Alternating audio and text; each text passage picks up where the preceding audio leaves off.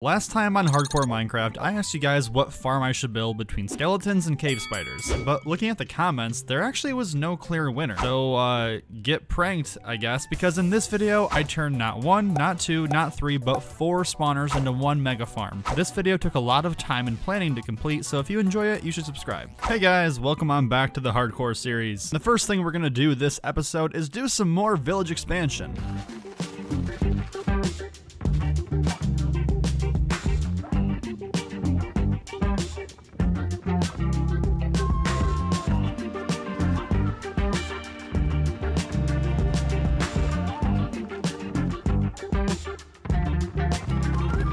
There we go, this area is looking really cool. But now that I am planning to expand the village every episode, you guys gotta leave me some comments for what you'd like to see because I am not that creative. And for today's episode, we are going to start a new project right here. Well, actually, right here, because I was looking at the area and it turns out the skeleton spawner, both spider spawners, and this zombie spawner are all in range of each other. So that's pretty cool. But, yeah, the first thing I need to do is dig a really big hole. So I've been digging and it's really slow, and I kind of had this idea. So like, what if Mojang added this item and it was like a beacon? You know, I know, just hear me out. But like, what if when you use the beacon, you can mine faster? You know, that's a good idea. Somebody should actually suggest that to the Mojang team.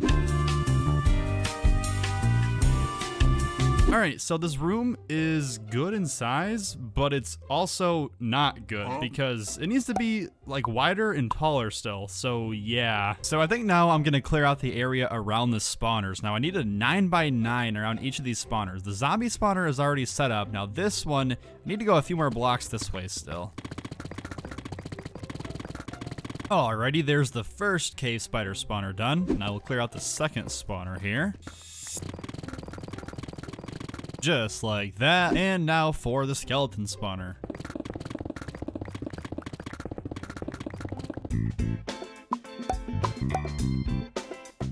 Okay, so now I want to build an actual outline around these spawners so I can kind of visualize what the area is that we're going to be working with here.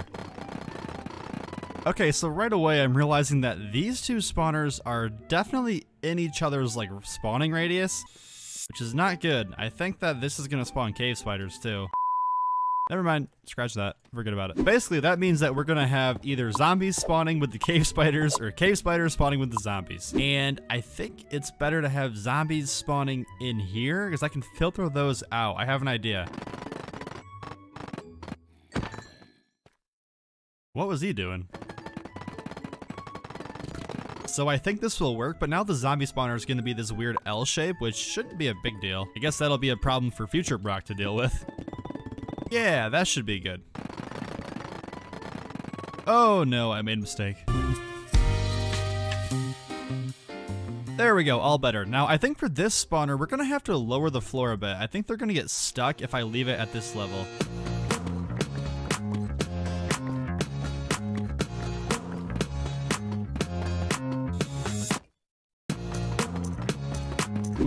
My pickaxe is gonna break, hang on. And with these 3 all outlined, it's time for the last one, which is the skeleton spawner. I guess I will just stick with the theme and use a different deep slate block.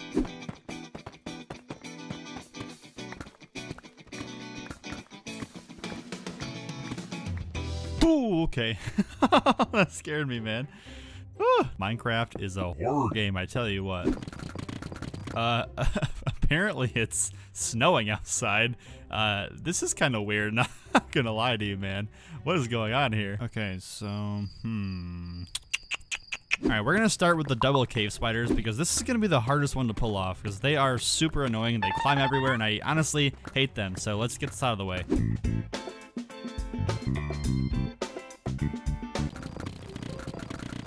So I think I want to stand right here when I kill them.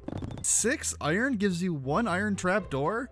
That is preposterous, dude. I'm gonna throw an actual fit. I'm getting scammed out here, dude. Put a couple slabs in the back. Now that should prevent the cave spiders from coming through this gap and killing me. Theoretically, of course.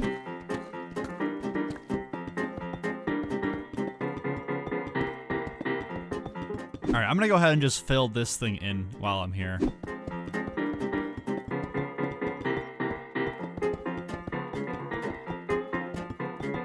So if I fill in this floor, and then add in a water here and a water here. Now, if we remove the rest of this, and then remove these blocks, it should all start flowing out towards the center here. Yeah, this is good. Oh, I need to lower it though, don't I? Yeah, okay. All right, so I'm a cave spider. What am I gonna do? No hands, baby. Let's see what happens. All right, well, there's a chance they can get stuck right here, but honestly, I think with all of them coming through here, they're just gonna push each other on right on through. Now, I'm also gonna need some fence gates up here. Can't reach. Nope. With some water in there, just like this, because those spiders, I tell you what, they're some nasty little buggers, and they're gonna try and climb these walls, and if they do, we gotta punish them. Yeah, basically, if they climb the walls, they're just gonna drown, so joke's on them. Get pranked, bro. With the first spawner complete, it was now time to start working on the second cave spider spawner, except this one had an extra challenge to work through.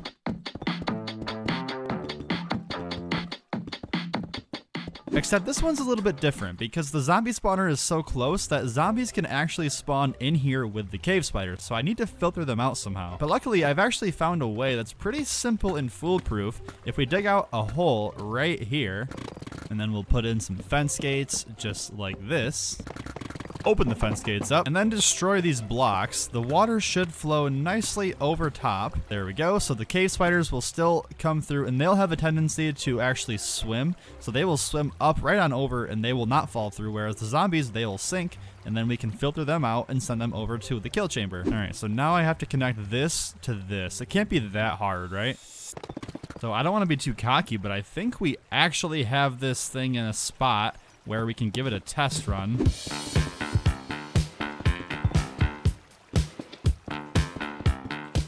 All right, I guess test number 1 is a go. Here we go. Here goes nothing. They're falling in there. Okay. And we actually have some spiders here. Okay, they're coming from the right side. That's good. Did I just nail this thing first try? That's actually crazy. I think I actually did. Yeah, okay, yep, they still hurt. They still hit me. That's good to know. Now, how are my zombies doing? I definitely hear them. Yeah, okay, yeah, they're hanging in there. They're vibing out here. Go ahead and kill these guys. Holy death trap.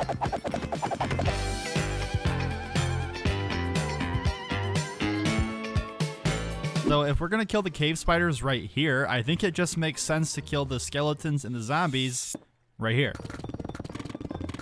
Yeah, something like this should work perfectly.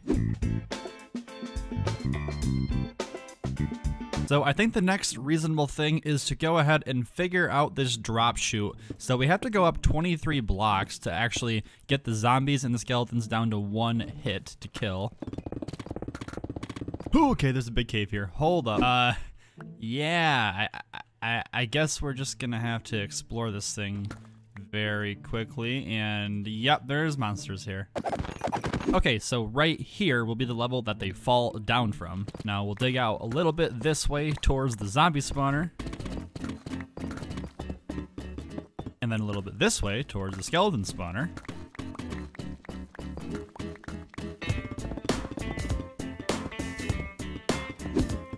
And now it's time to actually build up those farms individually.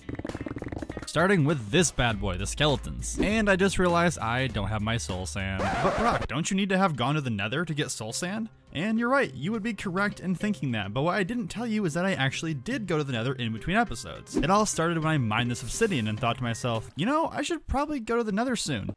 And thus, I had a plan. I built the portal deep into this cave close to my base, and if you're wondering why I put it here, then you'll just have to wait and find out later. After realizing that I forgot my gold helmet, oh man, I forgot my gold helmet. I doubled back, made the helmet, and then saw myself into the door of hell. And as far as hell is concerned, this place was pretty cool. I've had a lot worse spawns in the nether in the past. I spent some time mining quartz, killing ghast, and even took out this posse of endermen that looked at me funny. Okay, well maybe I looked at them funny, but you get the idea. From there, I ventured into this crimson forest. Well, on top of the crimson forest, because I'm not a fool, you see. I kept towering over this thing, killing hoglins in front of their children when I made my way into this warped forest. And then I saw it, the Nether Fortress. I started digging and made my way into this structure. It was a terrible fortress. I ran around this labyrinth looting chests, killing wither skeletons until I found this nether wart room, which is where I got the soul sand you were about to see me use. I kept exploring until I found a blaze spawner, where I spent the next long while collecting blaze rods before continuing home. Ooh, look, another cow bunny. I love you, cow bunny. Bye, cow bunny.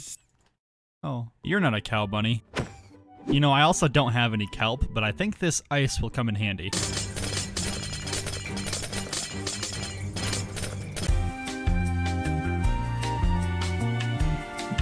So again, let's go ahead and fill in these walls.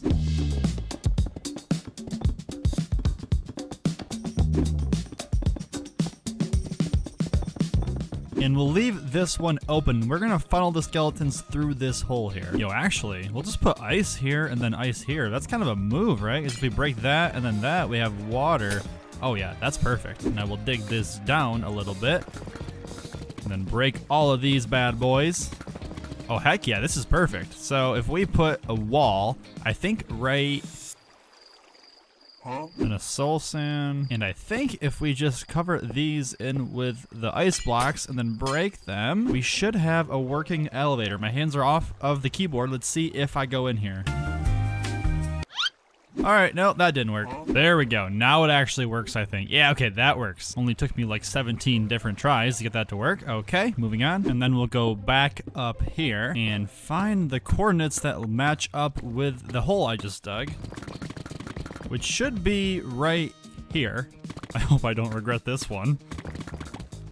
Oh, okay, there we go. Yep, it lines up perfectly. Now, the good thing about using ice is we can just fill this in like so.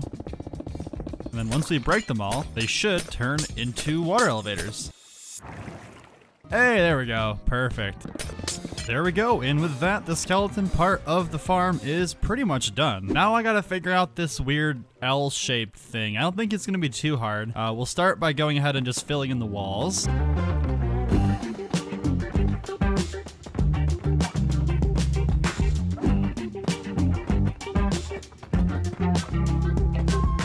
So how are we gonna funnel these guys? I guess we'll put a water there and like a water here. Let's see where this goes. Actually, this might work. Yeah, I think this actually will work. And then find the coordinates up here, just like this, and then dig down. We should be lined up. Oh yeah, I messed up big time.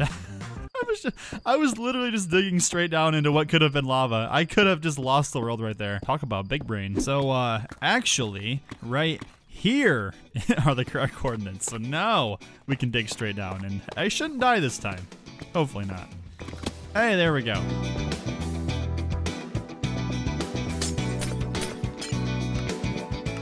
There we go, the zombie spawner is now set up. I do have one more thing to do, and that is to figure out how to connect up this underground tunnel thing to the rest of the skeletons and the zombies over here. So when the zombies fall down, they will get led into this long, convoluted waterway thing into this elevator, which should line up right here. Oh, okay, I made it. And with that, I think that all three of the intersections should lead right to the center here. All right, so we'll start with the skeleton. Let's turn this bad boy on and get shot in the process. Hey, there we go. It actually does work. Cool. Now we'll go ahead and do this one. This is the combination of the cave spider and the zombie. So we do have a zombie in the farm now. That zombie should end up over here at the killing chamber. Hey, it's sinking down nicely. Love to see that. Huh? Oh, yeah. I need to do that. There we go. Now that'll work. And while we're here, we'll turn on this one too. Oh my god, it works. I see zombies falling. This is perfect. You know, I'm just gonna be straight up with you. You should really be following me on Twitter. It's the best place, hands down, to get updates. Anyways, carry on with the video. And now that I have the farms complete, it's time to decorate this area. And I think I have an idea of what will work.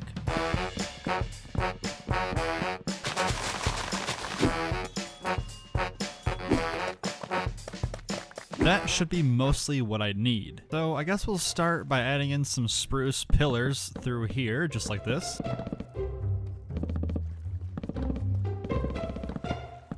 Okay, there we go. I think that's a good start. Now, it's gonna be expensive, but I like the idea of actually having bookshelves back here. Kind of like a backdrop. Oh yeah, that looks really good. I really like that.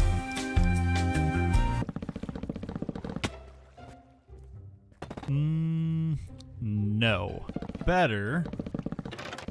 Now that I can work with.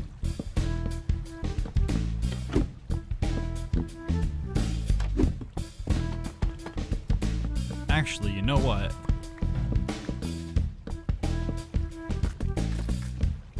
Now that's better. Now I think in here, we'll keep it simple and use some cobbled deep slate. And I gotta be careful because this is definitely where the spawner actually is.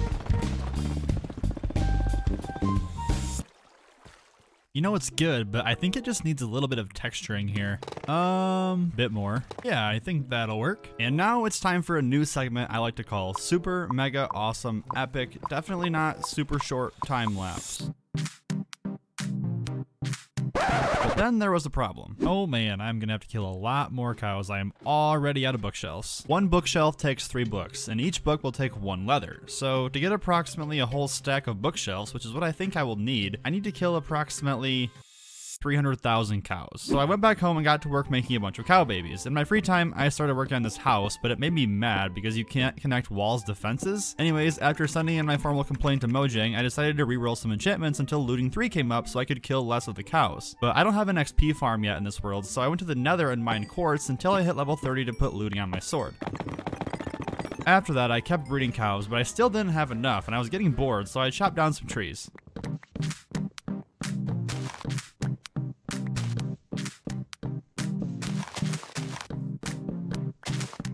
At this point, the cow army was getting big, but it wasn't big enough, so I thought I would try and build a custom tree near the base.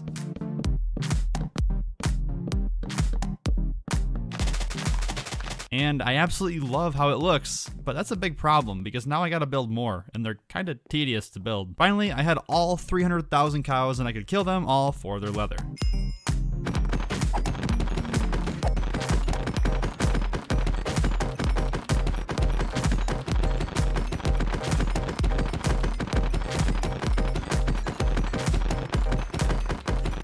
And now that I have all of the bookshelves, it's time to continue decorating this area. And I'm gonna stick with the same theme, I think.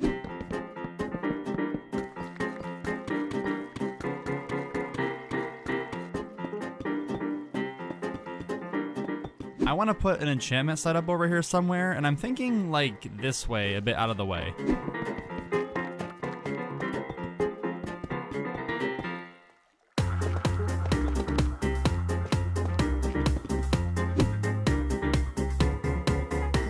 And after working on the floor design, I was kind of feeling lonely, so I went out near my base and got a pet horse. I love this horse so much that I made it a cute little pen over here.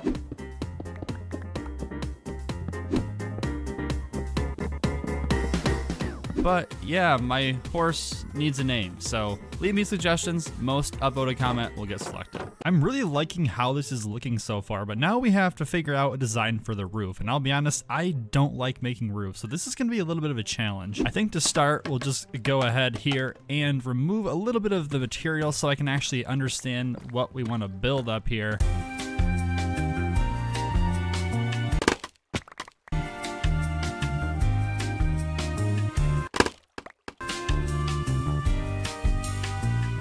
Okay, and I think we'll just extend these spruce beams, you know, because otherwise this might fall over, you never know. I decided to use calcite in the ceiling to break up the texture a bit, and then I went through with amethyst crystals to add some color. I think it looks really good, and that's the story of how I built a quadruple mob farm in hardcore Minecraft. If you enjoyed this video and want to watch it before anybody else, check out my Patreon. Also, leave me comments about what you want me to build, because honestly, I don't know what I'm gonna build next, so yeah.